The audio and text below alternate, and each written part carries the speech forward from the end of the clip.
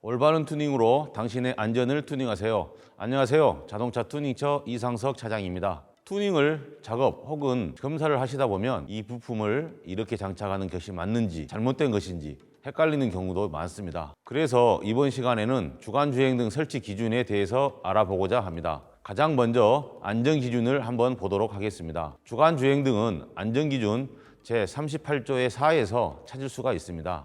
내용을 한번 보시면 주간 운전 시 자동차를 쉽게 인지할 수 있도록 자동차의 앞면에 다음 각호의 기준에 적합한 주간주행 등을 설치해야 한다라고 되어 있죠.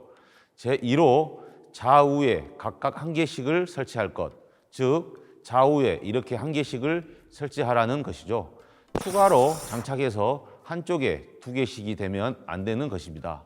제2호 등광색은 백색일 것, 제3호 주간주행 등의 설치 및 광도 기준은 별표 6의 8에 적합할 것. 다만 초소형 자동차는 별표 39의 기준을 적용할 수 있다라고 되어 있습니다. 별표 6의 8을 한번 보겠습니다. 내용을 쭉 보시면 크게는 설치 기준과 광도 기준으로 나누어져 있고 세부적으로 보면 설치 위치, 관측 각도, 조사 방향, 표시 장치, 작동 조건으로 되어 있습니다. 하나씩 보도록 하겠습니다. 먼저 설치 위치입니다. 설치 위치는 너비 방향과 높이 방향 두 가지가 있습니다. 1. 너비 방향입니다. 주간 주행 등의 발광면 간 거리는 600mm 이상일 것. 다만 자동차 전폭이 1300mm 이하인 경우 400mm 이상일 것. 주간 주행 등의 발광면 사이의 거리가 600mm 이상 떨어져 있어야 된다는 것입니다. 600mm보다 더 가까워지면 안 되는 것입니다. 다음은 높이 방향인데요. 발광면은 공차 상태에서 지상 250mm 이상, 1500mm 이하일 것, 즉 최소 250mm 이상으로 설치를 하되 1500mm 넘지 말라는 것입니다. 나목 관측 각도입니다. 발광면은 상측 10도, 하측 10도, 외측 20도, 내측 20도 이하 어느 범위에서도 관측될 것. 이 부분은 일반 사용자가 직접적으로 확인할 수는 없지만 특정 부품에 의해 가려지거나 하는 것이 없이 전체적인 부분에서 확인이 되어야 한다는 것입니다. 다목, 조사 방향인데요. 비추는 방향은 자동차 전방일 것. 주간 주행 등의 목적이 주간 운전 시 자동차를 쉽게 인지할 수 있도록 하는 것이기에 전방에 설치를 하라는 것입니다. 라목, 표시 장치, 작동 상태를 알려주는 점등형 표시 장치를 설치할 수 있다. 이건 주간 주행 등이 점등이 되었는지 알 수 있는 표시 장치를 설치해도 된다라는 것입니다. 비슷한 부분으로는 미등이 있죠.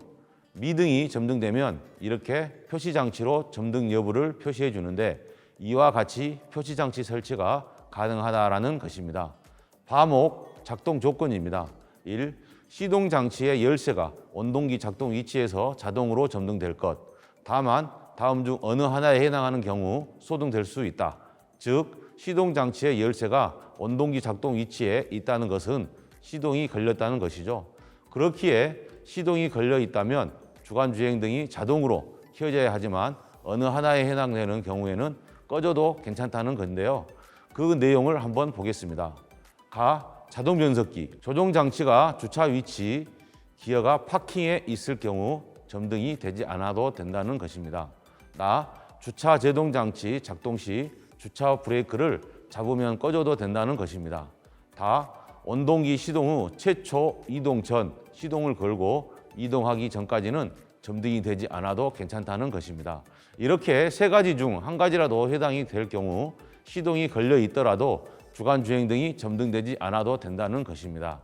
이 자동차의 속도가 매시 10km 이하인 경우 수동으로 주간 주행 등을 소등할 수 있으며 자동차의 속도가 매시 10km를 초과하거나 100m 이상 주행 시 주간 주행 등은 자동으로 점등되어야 한다. 요즘 출시되는 차량의 경우 수동으로 주간 주행 등이 조작되는 경우는 거의 없죠. 대부분 자동 점등이다 보니 해당 규정과는 크게 관계는 없을 것입니다. 3. 원동기의 작동이 불가능한 상태이거나 전조등 또는 앞면 안개등이 점등된 경우 자동으로 소등되어야 하며 주행빔 전조등을 경고의 뜻으로 일시 사용하는 경우는 그렇지 아니하다. 주간 주행등이 켜져 있는 상태에서 만약 전조등이나 안개등이 켜질 경우 주간 주행등은 이렇게 소등이 되어야 하지만 만약 경고의 뜻으로 일시적으로 사용하는 경우, 즉 패싱 라이트라고 하죠. 이런 식으로 라이트를 앞쪽으로 당기면서 상향등을 점등시키는 경우에는 주간 주행등이 꺼지지 않아도 된다는 것입니다. 4. 주간 주행등이 착폭등, 후미등, 끝단 표시등, 옆면 표시등, 번호등과 연동될 경우 점등될 수 있다. 이 경우 후미등은 주간 주행등과 연동하여 점등되어야 한다. 이 경우는 국산 차종에서 해당되는 경우는 거의 없을 거고 특정 제작사만 이 경우에 해당하게 되는데요. 말 그대로 착폭등, 후미등, 끝단 표시등, 옆면 표시등, 번호등과 주간 주행등이 연동이 될 수 있는 것이며 이때 후미등은 주간 주행등과 연동하여 점등되어야 한다는 것입니다. 5. 앞면 방향지시등과 거리가 40mm 이하인 주간 주행등의 경우 방향지시등 점등 시 방향지시등이 점등되는 쪽에 주간 주행등이 소등되거나 광도를 줄여 점등할 수 있다.